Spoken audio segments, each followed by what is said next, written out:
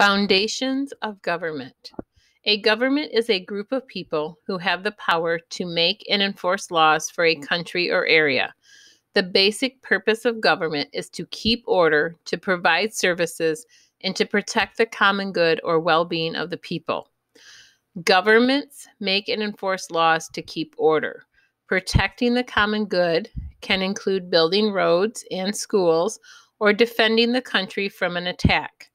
Governments also collect taxes or required payments from the people and businesses. Governments use these taxes to pay for the goods and services they provide.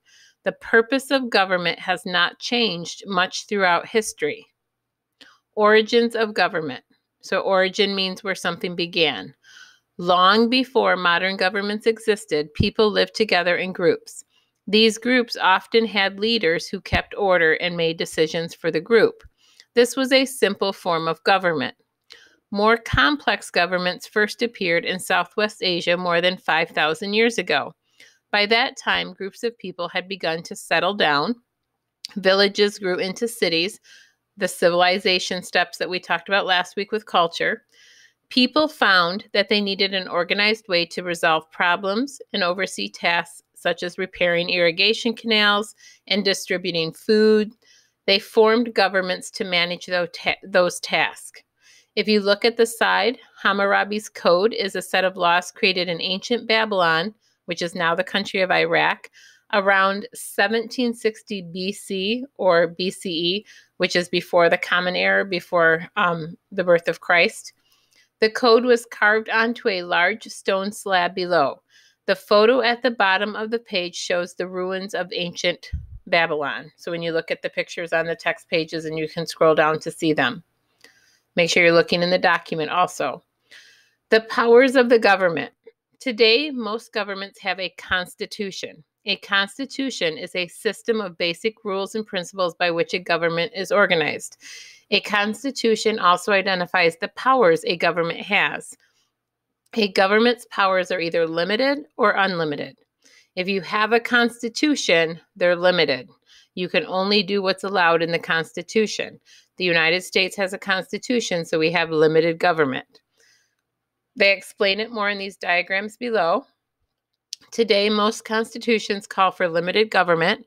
Limited government is a government structure in which government actions are limited by the laws. Limited governments work to protect the common good and provide for people's needs. In the United States, government actions are limited in order to protect people's individual freedoms. We don't want the government to become too strong or have too much power. Generally, people in a limited government may gather freely to express their opinions and work to change government policies. Also, through elections, you can change government. Unlimited governments. Unlimited government is a government structure in which there is no effective limits on government actions. In an unlimited government, such as China, a ruler or small ruling group has the power to make all decisions for a country or society. This much power can lead to tyranny, which is the unjust use of power. Unlimited governments often do not protect citizens' basic rights. They may censor or restrict citizens' access to the internet and other forms of communication technology. China is ruled by the Communist Party, and they have unlimited government. There are not elections. In North Korea, Kim Jong-un, who we saw in the CNN video the other day in the newscast, he has unlimited power. There's not a constitution for how he follows. There are other men that help him rule, but he is ultimately the emperor of North Korea, and his father was. It was inherited, passed down to him as the son of the leader. Fidel Castro in Cuba, they had communism when he took over. He used military force to take over the island of Cuba in 1959, and Fidel Castro ruled until he became too ill in 2011, and he passed power to his younger brother, who now rules, Raul Castro. So there have been no elections in Cuba since before 1959.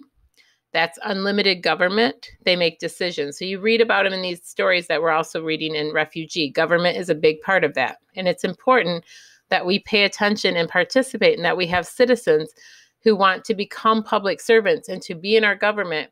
And remember that the purpose, go back to that first paragraph, the purpose is to protect the people. We're in a time right now where there's a lot of controversy about how to protect our people because we have unknowns. This is a new virus. Scientists need time to figure it out. We don't know everything. And the purpose of government is to protect the common good, to protect the people. We may not always agree with it, but we need to understand and we need to elect people that that's going to be the purpose.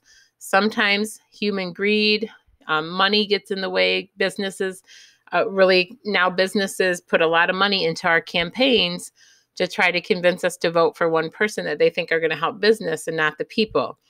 We need to make sure that the government is helping the people more than they're helping big businesses who already have billions of dollars.